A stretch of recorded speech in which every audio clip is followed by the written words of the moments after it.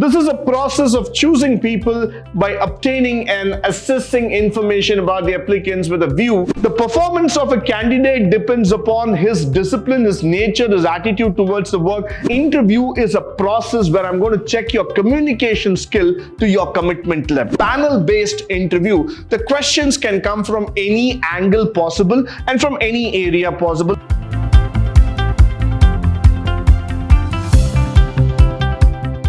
Good morning and welcome to the third session in Unit 2, 4th semester BBA Human Resource Management, where we're going to talk about selection. In the previous sessions, we have been talking about recruitment. We're just going to move ourselves to the next step called as selection. This is a process of choosing people by obtaining and assessing information about the applicants with a view that they are matching to the job requirements. Now, this is very, very important for all of us to understand. You don't get selected just like that. You get selected because you have a specific set of skills that matches to the needs of the organization. Sometimes when you send your application and then there is a recruitment call for, you think that you might be probably a candidate who holds a chance to get into the organization. Nevertheless, unfortunately, you might be turned down because you are not getting selected because you're not matching to my needs of the organization. So selection is a critical step that involves in assessing the information about the applicants with a view that they are matching to the job requirement. So we are going to check step by step whether your qualification, your experience, your attitude, your behavioral skills, and all those factors are going to match as per the requirements. So as we move further, we try to understand the difference between recruitment and selection. So recruitment is a process of searching for prospective candidates to apply for the organization. And when you talk about selection, that's where you would start looking into the right perspective. So let me just have a quick view with you in terms of recruitment and selection. From a recruitment standpoint, I'm just calling for the application. So if there are 100 vacancies in the organization, I can collect as many as resume possible. Now, all the 100 can have about 1,000 odd applicants, can have about even 10,000 applicants. So I might get 10,000 CVs to my database. What happens here is that the difference in objective. As a recruitment, my bare minimum is just to collect the application. But moment I want to go on to a selection process, my job is in terms of selecting the right kind of candidate. So recruitment adopts the process of creating application, whereas selection creates the process of selecting the right candidate for the right kind of job. As I move further, technical differences. Technically speaking, recruitment and selection are not so different. They are almost close. But then in selection process, there are certain specialized techniques which will differentiate the process. Now, let's say that when you go in for a physical test, and that's a selection process, the physical test has got certain steps, certain methodology by which you're going to be assessed. And if you're not going to clear that assessment, we're going to see that you are not matching to that standards as prescribed, then automatically you don't get selected. Now, what is very important is that recruitment and selection are quite intensive by nature because you call for the candidates, you screen through them, you try to see whether they are matching the needs, the requirements, the standards, the procedures, and so many other things. But then you would start understanding that selection gets even more to the depth. Why? Because you are trying to understand what particularly you are looking at. Now, coming out there, the outcome of recruitment is application, which becomes the input for that of the selection. So what you stop recruiting, that's where the selection starts. Once you have completed with the collection of resumes, the applications, the curriculum vitae all together, that's my first step towards selection. From there, from that pool of candidates, I would start looking out for candidates who are matching the right needs of the organization. So selection is the next step of recruitment. Now let's move further. The selection procedure is concerned with securing relevant information, and there are a number of steps and procedures. Now, whether the applicant meets the qualification and whether he can perform well with that job. Now, many a times what happens in selection is that this is quite critical.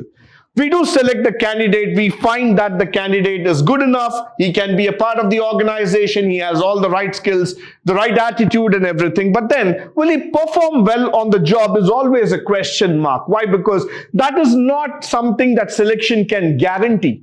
The performance of a candidate depends upon his discipline, his nature, his attitude towards the work, and how much does he focus upon the job that he is being selected for. So sometime down the lane, selection might not prove to be correct. Why? Because you might have selected a right candidate, but if that candidate fails to keep up to the mark, he's not able to meet to that expectation, the benchmarks fail, then automatically the selection process is going to come down, and we're going to feel the heat sometime down the lane. So somewhere I feel that the performance level cannot be matched to that of the selection level. Followed by which, the major factors that are going to determine is that the number of candidates available for the selection depends on sources of recruitment method that has been adopted for the prospective candidates and how they need to be selected. The personnels are going to be selected altogether. Now, these are quite interesting factors. Now, let me just take an example. In India, whenever there is a government job called for, let's say that it's railways, it's defense, it's bank, or it's going to be any staff service selection committee, automatically you will see that the number of applicants for that post would be in million. There will be lakhs of people who would be applying for that job. The reason is that everybody wants a government job. Simple enough. But then the selection becomes tougher. Why? Because you have a vast pool of applicants who want the same job. So at that point of time, the selection becomes a toughened process. Why? Because you need to filter out the candidates and you need to take the right kind of candidate who can meet your standard.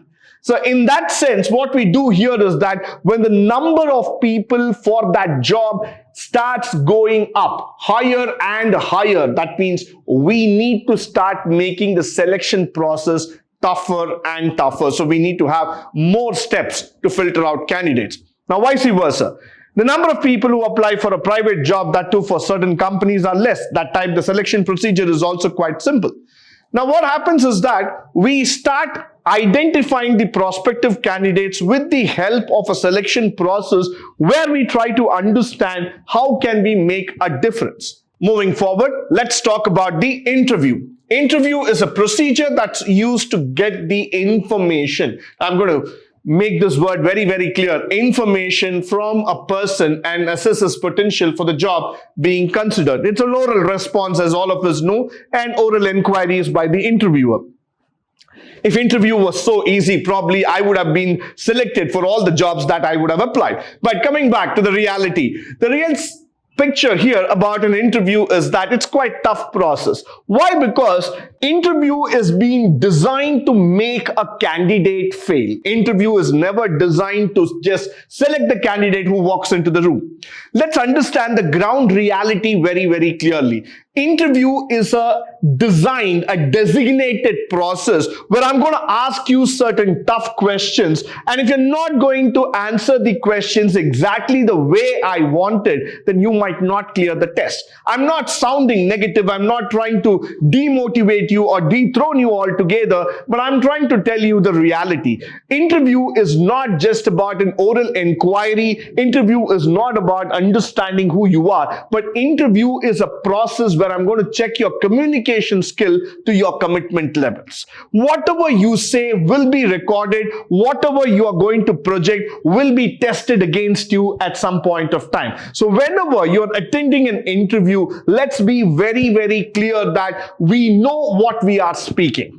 Now, you get into an interview and try to make false promises, that's going to backfire on you. So let's understand, in interview, you are clear about your roles, you're clear about your responsibility, and added to the top of it, you exactly know who you are and what you are applying for. Unless and until you don't have answers to these questions, interview can never be a successful process. So interview is a very, very crucial stage as a part of selection.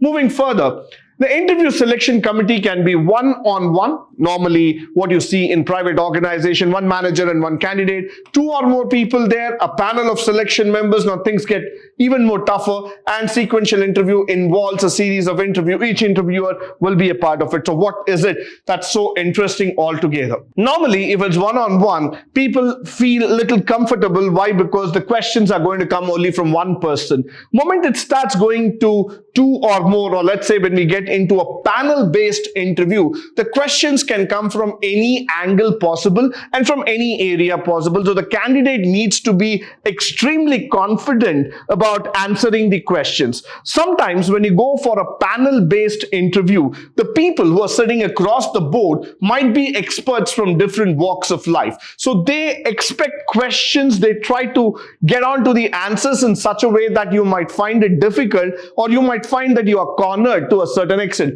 But nevertheless, interview is always a very, very critical process, a critical step to judge the right candidate for the job. With this, we come to the end of the selection procedure. I hope and believe that all the facts and figures that we have spoken today would be of a great help to you, both in terms of theory and in practical walk of life. Going forward, we are going to learn more about the process of performance appraisals, motivation, and other factors in HR, which is of a great value and importance. But before that, I would always say that please go through these topics, which will help you to understand in depth. Until then, stay tuned, stay blessed. You have a great day ahead. Thank you once again for joining with me on this great session.